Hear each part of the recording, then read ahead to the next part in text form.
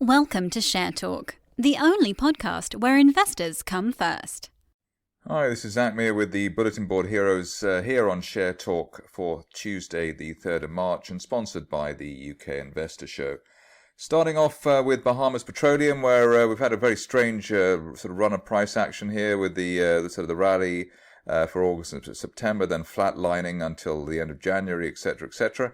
Current situations, we've got a rising trend channel from early January, floor of the channel there at 4 pence, which was temporarily breached last week with the stock market crash. But at least while we're above this uptrend line from January at 4 pence, we could see the shares head up towards the top of that channel as high as 6.5 pence over the next 4 to 6 weeks. A bit of a resistance line there from last month there around the 4.8 pence level. So if you're looking for a buy trigger, breaking that line there would be the one to lead. Hopefully the shares up to 6.5 pence after that. Going on to a stock which seems to divide the market quite strongly. Some people really like the stock and others really don't. But we've got a rising trend channel here from December. We called this up from, I think, 1.2 pence, 1.3 pence in January. So at the current share price, things are looking obviously relatively quite rosy. The easiest thing at the moment, though, is that we've got the 200-day moving average there at 3.24 pence as a technical stop loss, and while above that, looking for a top of December price channel target as high as 5 pence over the next 2 to 4 weeks. This stage, only really back below the floor of the channel at 2.6 pence really kills the recovery argument for the shares.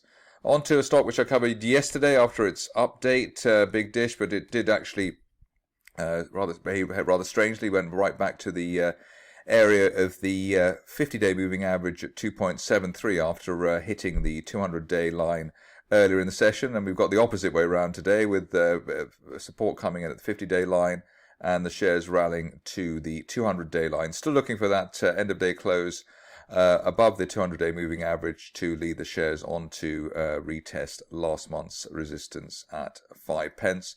Big picture target here, the top of last July's trend channel at 7 pence, but obviously some work to do before we get anywhere near that.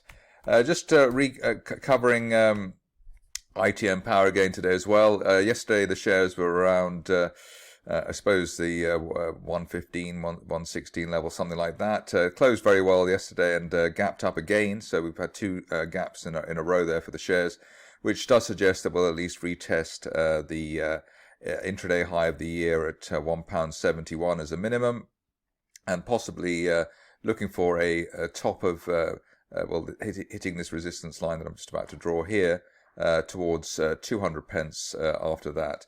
This stage only really back below the floor of the latest gap at £1.30 really delays the upside scenario and a possible 200 pence target for ITM Power.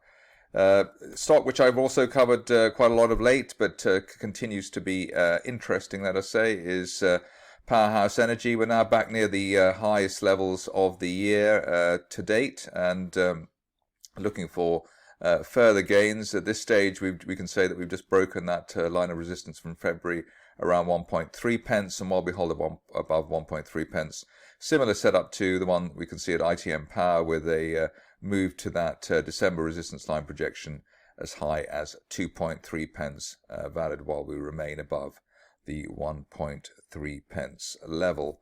Symphonie Environmental, stock which I looked at yesterday as well. Couldn't resist looking at it again today. I pointed out the way that we'd found support for the shares above old July resistance, and we were looking for a partial or even full retest of the 27.75 pence high of last month.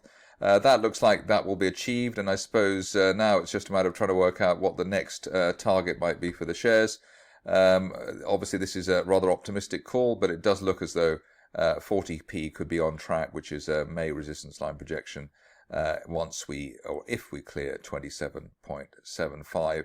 And we remain bullish while the shares are above 20 pence, which was that resistance on the way down for the stock the other week. Going on to another stock which I covered yesterday, which was Strategic Minerals. That stage, the shares were just below 0.55. We've broken that today and actually headed up to nearly 0.65 as an intraday peak.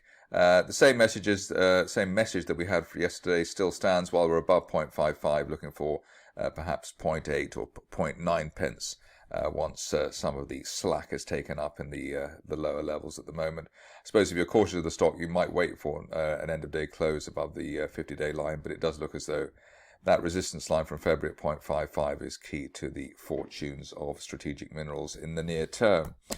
Stock which we're also waiting for a breakout for is tertiary minerals.